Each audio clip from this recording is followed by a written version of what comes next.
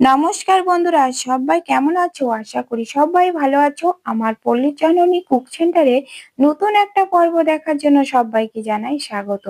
আজকে দেখো বড় একটা লাউ নিয়েছি। লাউটা আমি শিং মাছ দিয়ে রান্না করব। তো লাউ খেলে কি কি উপকার হয় আমাদের শরীরে তা এই ভিডিওতে জানিয়ে দেবো। আর শিং মাছ দিয়ে কিভাবে রান্না করি সেই ভিডিওটা তোমরা দেখতে থাকো, আশা করি ভালো লাগবে। আর দেখার শুরুতে একটা লাইক করে দিও। আর এই যে দেখো লাউটা আমি এখন কেটে নেব, কিন্তু এই যে মুখটা কেটে নেব, এই মুখটা কিন্তু আর কি প্রথম চান্সে আমি কিন্তু ফেলে দেব না, কিন্তু এই যে লাউটা কাটার সাথে সাথে দেখো একটা আঠা বের হয়। এই যে দেখো, এটা না আমাদের ত্বকের জন্য খুবই উপকারী। তো দেখো, ওইটা যদি মুখে ঘষা যায় তো কিন্তু মুখে যে ব্রণ হয় দাগ থাকে, ওটা কিন্তু রিমুভ করতে সাহায্য করে। তো দেখো লাউটা আমি এই যে কেটে নিচ্ছি। লাউ হচ্ছে এমন একটা সবজি যা পাতা, ডগা, লাউ সবটাই খাওয়া যায়। খেতে এত সুন্দর, খেতেও সুস্বাদু এবং অনেক পুষ্টিকর। লাউ খেলে না শরীর ঠান্ডা রাখে। যাদের শরীরটা অতিরিক্ত গরম, লাউ খেলে কিন্তু শরীর ঠান্ডা থাকে। আর এই যে দেখো খোসাগুলো ফেলে দিচ্ছি চুলে। এটা ফেলে দেবো না, এটা দিয়ে কিন্তু অন্য একটা রেসিপি করব। লাউর খোসা ভর্তা খেলে তো দারুণ লাগে। লাউর খোসার ভর্তা কিন্তু আমার রেসিপি দেওয়া আছে, তোমরা যারা দেখোনি তারা কিন্তু দেখে নিতে পারো। তাছাড়া খোসা ভাজিও কিন্তু খুব ভালো লাগে। তো এই খোসারও রেসিপি কিন্তু দেওয়া আছে, তোমরা কিন্তু সবাই দেখে নিও। তাছাড়া দেখো হজম শক্তি বাড়ায় কিন্তু লাউ। লাউ রয়েছে প্রচুর পরিমাণে পানি ও ফাইবার, যা কোষ্ঠকাঠিন্য দূর করে, গ্যাস অম্বল কমায়। তাছাড়া ওজন কমাতেও কিন্তু বেশ সাহায্য করে। লাউ কিন্তু কম ক্যালোরি ও হাই ফাইবার খাবার, যা পেট অনেকক্ষণ ভরা থাকে, ফলে খিদে কম লাগে ও ওজন নিয়ন্ত্রণ রাখে। তাছাড়া রক্তচাপ নিয়ন্ত্রণে সাহায্য করে। লাউয়ে থাকে পটাশিয়াম, রক্তচাপ নিয়ন্ত্রণ করে। যারা হাই বিপিতে ভোগেন তাদের জন্য লাউ কিন্তু খুব উপকারী সবজি। লাউয়ের খোসাগুলো ছুলে নিয়ে আমি আস্ত ধুয়ে নিয়েছি। তো কোটার পরে আর ধোবো না, আর এরকম করে একটু মোটা মোটা করে কুচি করে কেটে নিলাম। আর এদিকে দেখো তেলের একটা কড়াই রয়েছে, সেই তেলের কড়াইটা আমি গ্যাসের উপরে দিয়েছি। তেলটা গরম হলে এই যে আগে থেকে মাছ কাটা ছিল, আমার ফ্রিজে ছিল, সেই মাছ দিয়ে রান্না করব। তো শিং মাছ লবণ হলুদ দিয়ে মাখিয়ে এই যে হালকা করে একটু ভেজে নিলাম, ভেজে এই যে তুলে নিচ্ছি।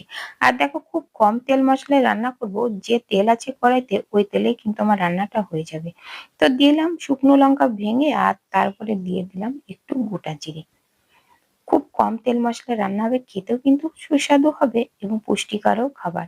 তো দেখো, আর এই যে একটু পেঁয়াজ কুচি দিলাম, দিয়ে পেঁয়াজ কুচিটা একটু কাঁচা গন্ধ চলে যাওয়ার সাথে সাথে দেখো একটু হলুদ দিলাম তেলের উপরে, আর দিয়ে দিলাম লবণ, দিয়ে একটু কষিয়ে নেব।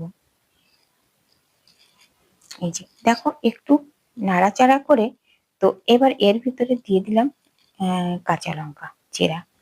কাঁচা লঙ্কার চেরাটা দিয়ে এবার দিলাম একটু ধনের গুঁড়ো, তারপর একটু জিরে গুঁড়ো দিয়ে একটু নেড়ে চেড়ে এই যে একটু দেখো পেঁয়াজটা যখন ভাজা ভাজা হয়ে গেছে ভালো, সেই সময় দেখো একটু জল দিয়ে দিলাম, যাতে করে মশলাটা পুড়ে না যায়।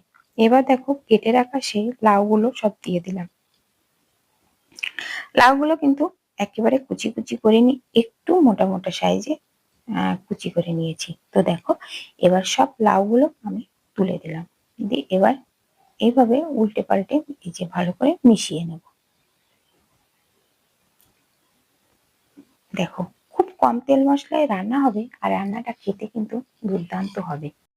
লাউ খেলে ডায়াবেটিস নিয়ন্ত্রণ থাকে, পানি শূন্যতা দূর করে।